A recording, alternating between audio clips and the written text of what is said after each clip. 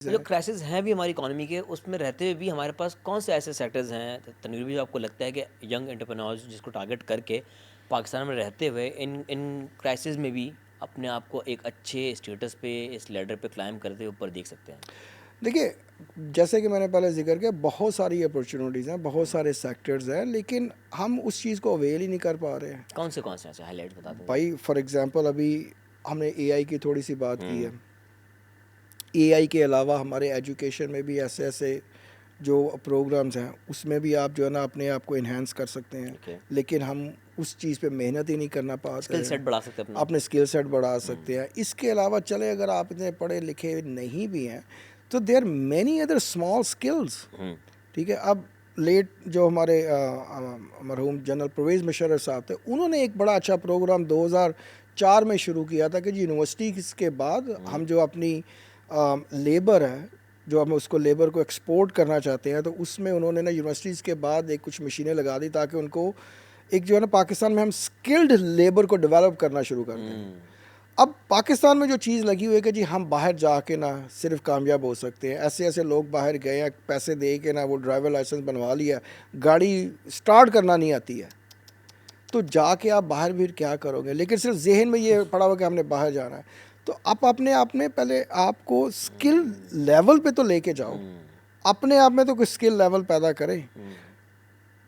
آپ یہ کہتے ہو جی مجھے ڈاکٹر بننا ہے، ایجوکیشن آپ انجینئرنگ کی لے رہے ہو، تو کیسے اپنے آپ کو ڈیولپ کرو گے؟ So you need to make a decision آپ کہ بھائی مجھے چاہیے کیا، اپنی لائف میں کرنا کیا چاہتا ہوں نا. Stick to your goals. تو پاکستان میں کون سے ایسے سیکٹرز ہیں جہاں پہ ینگسٹرز انٹرپرینور بننا چاہتے ہیں، اپنا بزنس سیٹ اپ کرنا چاہتے ہیں وداؤٹ بینگ کہتے ہیں نا کہ اس ویو میں بہہ نہ جائیں کہیں؟ نہیں، وے میں آپ کوئی بھی ملک ایسا نہیں ہے کہ آپ اس میں بہ سکتے ہیں. دیکھیں بہت سارے سیکٹر ہیں ڈپینڈنگ آن کہ آپ کی ایجوکیشن کیا ہے یا آپ کے پاس انویسٹمنٹ کیا ہے. انفارچونیٹلی ابھی سب کو یہی لگا ہوا ہے کہ جی ہم کالونیز بنا لیں اور جو ہے نا اس میں یہ صرف پیسہ بن سکتا ہے، ریئل اسٹیٹ میں جا سکتے ہیں. یہ ایک سیکٹر ہے. اس کے علاوہ آپ دیکھیں کچھ لوگ ایسے بھی ہیں کہ چھوٹے چھوٹے ایک کریانے کی دکان سے شروع کرتے ہیں، کہاں پہ پہنچ جاتے ہیں. ٹھیک ہے. کئی لوگوں کو میں آج اپنے پرسنلی لوگوں کو جانتا ہوں کہ جو میرے کچھ دوست تھے ساتھ اسکول جاتے تھے، وہ کنڈکٹری کرتے تھے. آج انہوں نے اپنی گاڑیاں رکھی ہوئی ہیں، وہ لیمو چلا رہے ہیں. لیمو سروس انہوں نے شروع کر دی ہوئی ہے ان پاکستان. ٹھیک ہے. کئی لوگوں کو میں لڑکوں کو یہ جانتا ہوں کہ ان کے والد صاحب فروٹ بیچتے تھے ریڑیوں پہ، سائیکل پہ فروٹ بیچتے تھے چل کے. آج انہوں نے کیا کیا، ان کی 10 دکانیں ہیں اپنی. کوئی چھوٹا بڑا کام نہیں ہے. ہمیں جو سب سے بڑی پرابلم جو آ چکی ہے نا وہ یہی ہے، ہم ہر کام کو نا ایک حقارت کی نظر سے دیکھتے ہیں.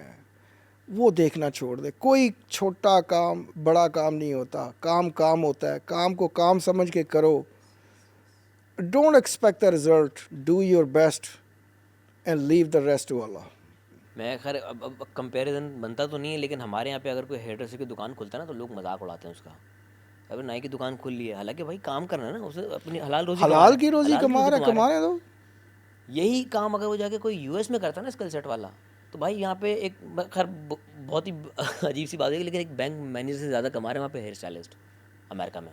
دیکھیے میں جب گیا، میں نے آپ کو بتایا کہ جی پہلی جو میری جاب تھی ایک ریسٹورینٹ میں پیاز کاٹنے کی تھی. پھر جب میں ایک فاسٹ فوڈ میں گیا ہوں تو پہلے دن، اور یہ ایک حقیقت واقعہ میں آپ سے شیئر کرتا ہوں، پہلے دن اس نے نا، اچھا وہ لگا مجھے ایسے کہ یہ ایک میکسیکو کا آدمی ہے، اور اسپینش بھی بڑی فلوئنٹ بول رہا ہے، یہ وہ وغیرہ. اس نے پہلے مجھے جاب دی نا، باتھ روم صاف کروائے، فرش دلوایا، برتن دلوائے. مجھے آگے بڑھنا تھا، میں نے کوئی پرواہ نہیں کی ہے.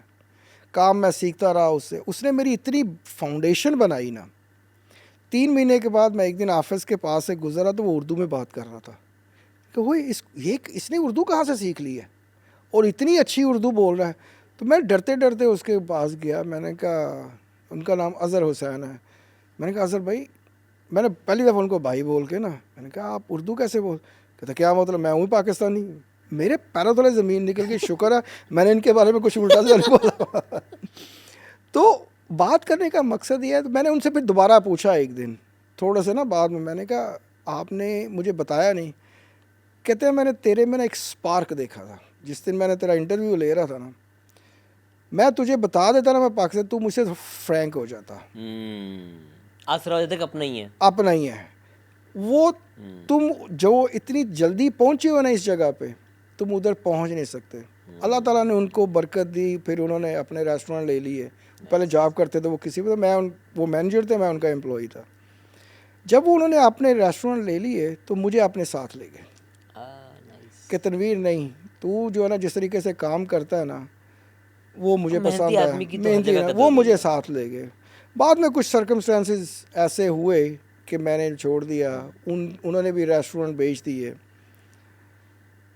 تقریباً 20 سال بعد اللہ تعالیٰ نے ایسا وہ ایک چکر چلایا, ایک سائیکل چلا, ان کے پاس جاب نہیں ہے اور وہ میرے پاس کام کرنے کے لیے آئے.